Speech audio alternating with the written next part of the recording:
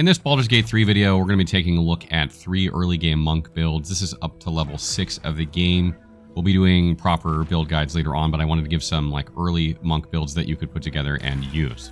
Each one of these builds is going to show a different subclass of the monk, and these aren't multi-classed, and that's because you basically, if you're going 3 levels in monk to get a subclass, you're basically at the beginning of the game better off going to 5 levels and getting extra attack. There's not a lot of reason to go 3 and 3 early on in the game. Something like that, miss out on extra attack because it's so strong. So you'd want at least 5 levels of monk. You could take 1 level of something else if you want, but I don't really see much of a point in taking 1 level of other stuff at this point in the game. You could if you wanted to, but that's why I basically don't have the multi-class tier. You'd probably multi-class monk 3 and something else, or 5 in monk and 7 in something else. But considering that we're only going up to level 6 here, that's why I don't have them multi-classed. So the first build we're going to take a look at is a 6 levels of Way of the Four Elements monk. And the reason it's good to take 6 levels of this subclass specifically is at level 6, you will gain access to 3 more monk spells that you wouldn't have access to if you took 5 levels. And what I really like about this build is that you get everything else you'd get with a monk at this level. You gain extra attack, stunning strike, you can deflect missile, you can use patient defense to give enemies disadvantage on their attacks. So there's a lot of, melee stuff you can still do as the monk, but then you can throw out an AoE spell every now and then if you need one, like if you get surrounded, or maybe there's just a great opportunity of a bunch of enemies grouped together, and that gives you some extra AoE. A lot of martial classes don't have good AoE. That's the downside of playing a martial class in BG3, is they typically don't have a lot of AoE options. Maybe hybrids do, but generally martial classes don't. So this gives you an answer to that problem. And since you can still spend your key on Flurry of Blows or Patient Defense or Step of the Wind, you still have options. You don't have to throw out a spell every time. You could throw out a spell. You have the option to spell cast, or you have the option to do, what other monks would normally do in melee combat. So it really gives you a lot of different things you can do in combat, and that's really, really fantastic. So next, let's take a look at 6 levels of Way of Shadow Monk. And a good reason to go 6 levels of Way of Shadow instead of 5 and something else here is because you gain Shadow Step at level 6 of Way of Shadow Monk. And this is going to allow you to teleport as a bonus action from a lightly obscured place to a lightly obscured place.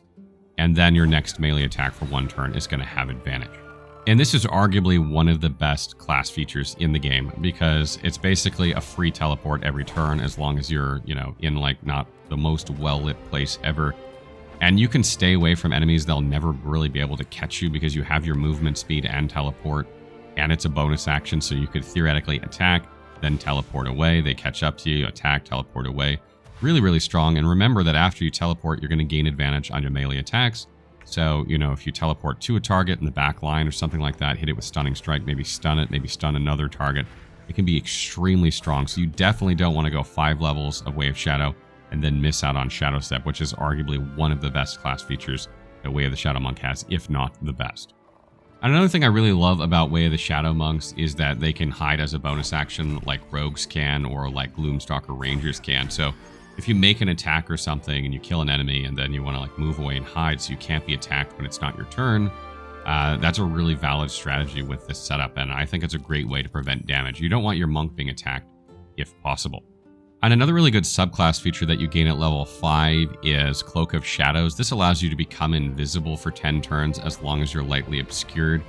And there's no rest requirement for this, which means that you can go invisible anywhere that you're at least lightly obscured, and you're going to be invisible for 10 turns. That's really, really strong. I think that's even stronger than just about every other class in the game, other than the fact that, you have to be lightly obscured when you use it. Some other invisibilities, you can use anywhere. But still, a lot of areas in the game are lightly obscured, and you can always move into a lightly obscured area and then cast this if you need to. So I feel like you can get a lot of use out of this when you're sneaking around in areas of the game, particularly in the Shadowed Lands. It's really strong there. So this is a really, really powerful ability as well. And obviously, Way of the Shadow pairs very well with Rogue in order to get sneak attack damage, because you can use Shadow Step to position yourself next to an enemy, have advantage on your attack. That's going to trigger sneak attack automatically, which is really, really strong. But at this point of the game, you don't want to sacrifice your extra attack in order to get sneak attack damage. And obviously, you don't gain Shadow Step until level 6. So you really can't multi-class well with Way of Shadow, in my opinion, until after about level 6. From this point forward, you could start taking levels of Rogue or something like that in order to gain that sneak attack. But Like, you don't want to sacrifice your extra attack and shadow step in order to gain some sneak attack that you might have a harder time pulling off until you have those class features. And lastly, we come to Way of the Open Hand, and again, I have 6 levels of this. Again, you're going to want extra attack at level 5 and stunning strike at level 5, so you definitely want to go at least level 5, but Way of the Open Hand also gain Manifestation of Mind, and Manifestation of Body, and Manifestation of Soul at this level, allowing them to add different damage types to their unarmed attacks. And they gain Wholeness of Body, which can heal them, give them an extra bonus action for 3 turn, and give them 1 ki per turn, and also replenishes half their ki. So that's really, really strong when you go into that in combat, because that's going to allow you to use like Flurry of Blows or Unarmed Attack, twice every turn on top of, your regular attack. So you get a ton out of this, and Way of the Open Hand monks have more of a focus on unarmed attacks. And Way of the Open Hand, obviously has much more of a focus on unarmed attacks because of these manifestations that add extra damage to your unarmed attacks. Flurry of Blows takes really good advantage of this, so you want to use Flurry of Blows often. And you have that modified Flurry of Blows, right? Like, you have a Flurry of Blows that can stagger an enemy. This is a guaranteed stagger when you use this modification, by the way, because there's no saving throw, and a staggered enemy can't take a reaction. So you theoretically could run up, use Flurry of Blows, stagger, and then hit them a couple times, and then run away, and they're not going to be able to opportunity attack you because they can't take a reaction. So that's really, really strong because of no saving throw.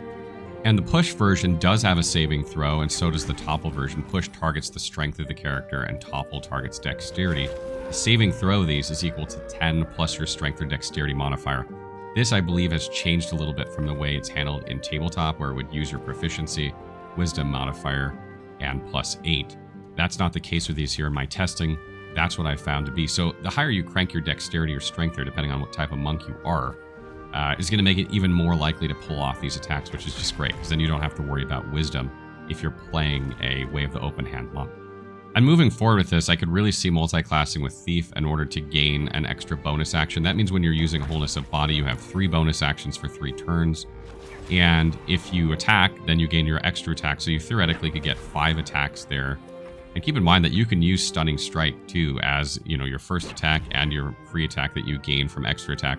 So you can stun a lot of things, you can kill a lot of things, you can push a lot of things. Like, that's a really strong pairing. That doesn't even factor in potential sneak attack damage. So that's really, really good in my opinion. But again, because you gain all these things from the monk, up to level 5, and then you gain these really good things at level 6, probably wouldn't start multi-classing until after this point.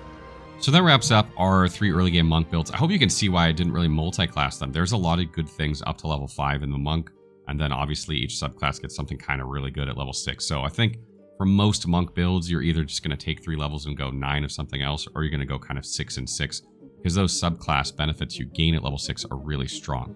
Stay tuned for more BG3 content. We do have our Ranger class guide coming, so if you guys have been looking forward to Ranger, stay tuned for that. And again, if you have more tips, please leave them in the comments below or questions, and I will try and answer them.